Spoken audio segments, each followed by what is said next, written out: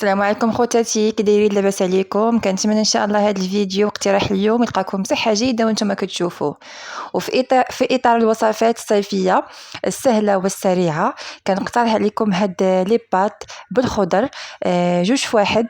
كتجيب مذاق البيتزا بواحد المذاق رائع بزاف، صحيه وغنيه، حماق وعليها وليداتكم. كتجي معلكه وبنينه ومفرمجه، والاكثر من ذلك كيف ما قلت لكم سهله ماهله. يلا ندوزو مباشره التفاصيل، فرجه ممتعه.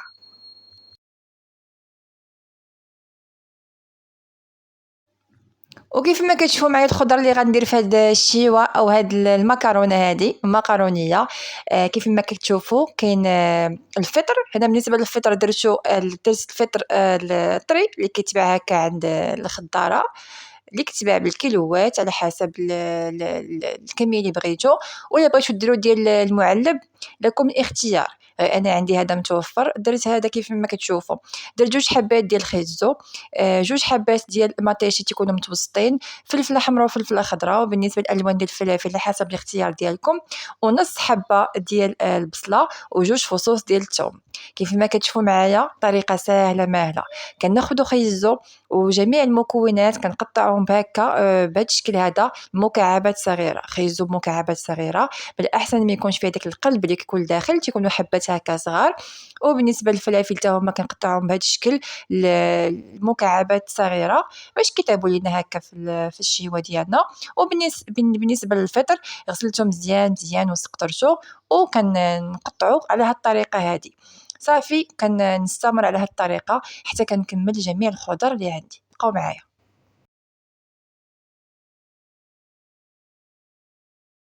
وصافي دابا مباشرة غندوزو للطياب، ما غنضيعوش الوقت بزاف.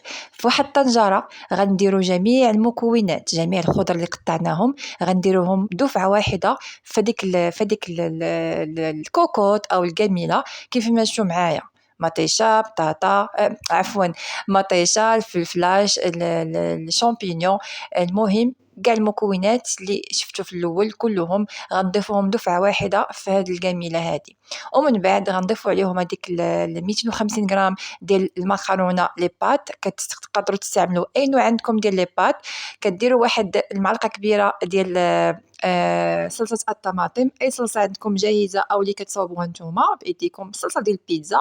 وكديروا واحد الكميه ديال الكفته، اي كميه صغيره، او كتقدروا ديروا الدجاج على حسب المتوفر عندكم، او كتخليوه حتى الاخر وكديروا الطون على الشيوه ديالكم. وكيف ما شفتوا معايا كندير 2 معالق كبار ديال الكيتشاب.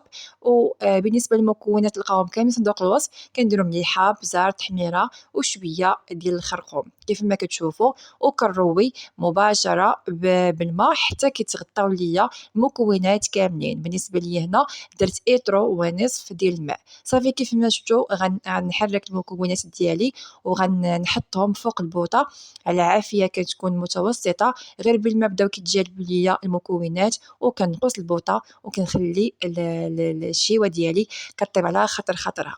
كيف ما شفتوا معايا هنايا، صافي من بعد ما بدات كتجلب ليا الجميله ديالي، صافي هنا غنضيف الزيت. ما ضفتوش في الاول، غنضيفو في هذه المرحله هذه.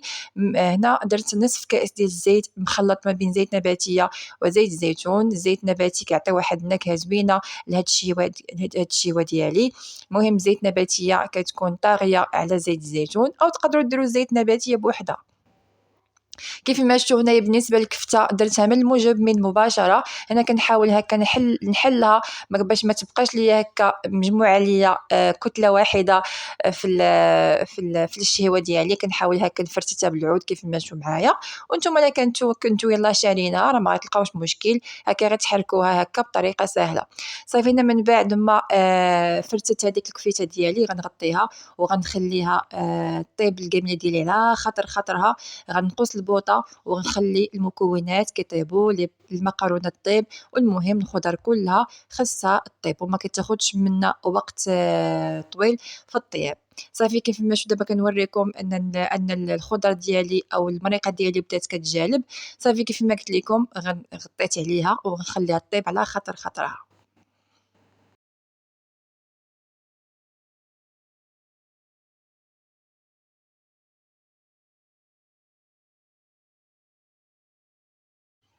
صافي أنا من بعد ما طابت ليا الخضيره ديالي والمكونات كاملين تبارك الله ما شاء الله، ما كتاخذش وقت طويل في الطياب. صافي هنا مباشره كيف ما تشوف ما بقاش عندي المريقه بزاف، ولات خاتره كيف ما كتشوفوا معايا بهذا الشكل هذا.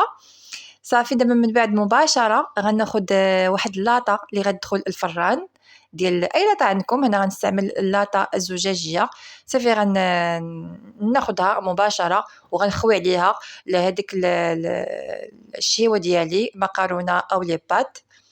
صافي مباشره هنا في هذه الاثناء الفران ديالي شاعل سخون على 200 درجه من الفوق ومن تحت يكون سخون. صافي من بعد ما غنقاد هكا المقرونيه ديالي او لي بات ديالي غنقادها وغنحاول هكا ندير فوقها شويه ديال الفرماج. بالنسبه للفرماج في هذه المرحله تيكون اختياري. راكم عارفين دابا الوليدات كيبغيو الحاجه اللي فيها الفرماج باش كياكلوها. صافي غندير هذا الجبن هذا ديال ساندويتشات اللي تيكون بهذا الشكل. درت الابيض. صافي غنحاول هكا ندير واحد الكميه منه فوق اللاطه ديال الشيوه. صافي من بعد مباشره غندير واحد شويه ديال الزعتر لان كيحمقني صراحه في الشيوات كاملين.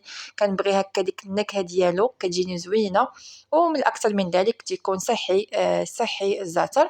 صافي هنا بالنسبه لهذه المرحله هذيك الجبن الاخر تاني هذاك غير اختياري حتى هو، غير كنعدي هكا وحكيت شويه في الحكاكه. صافي حتى هو كنديرو من الفوق. صافي بالنسبه للزعتر كيف ما قلت لكم حتى هو غندردر شويه من الفوق. صافي بهذا الشكل اللي غتشوفوا. ومن بعد مباشره غندخل اللاطه ديالي للفران غير تحمر ليا شويه من الفوق وتحمر داك الفرماج وكيدوب، وكنخرجها باش نشوفوا الشكل النهائي. بقاو معايا.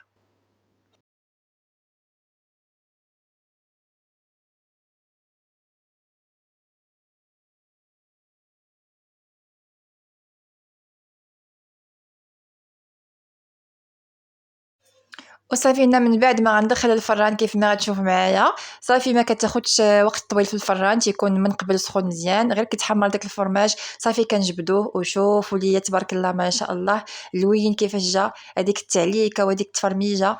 اما واحد الريحه ما ندويوش عليها يا سلام، واحد الريحه عاطيه مع دوك المكونات مع بعضياتهم وداك الزعتر. زعما الروعه ديال بصح. تستحق انكم فعلا تجربوها. وكيف ما شفتوا راه ما كتاخدش وقت طويل، ما كنشحروا ما حتى شي حاجه. كنخلطوا جميع المكونات مباشره كنطيبوهم في البوطه دفعه واحده ومباشره كنحطوها في الفران كتحمر. ما كنضيعوش وقت طويل وما كنوقفوش بزاف في الكوزينه مع هاد الساعات ما بقيناش قادرين نوقفوا بزاف. وشوفوا معايا في الشكل النهائي كيفاش كتجي تبارك الله معلكه ومفرمجه وبنينه بزاف بزاف. غيحماقوا عليها وليداتكم. غير جربوها وتفكروني وردوا عليا في التعليقات كيفاش جاتكم. وهنا كيكمل الفيديو ديالي. كنتمنى يكون عجبكم. ما تنسونيش من التعليقات ديالكم. في امان الله ومع السلامه.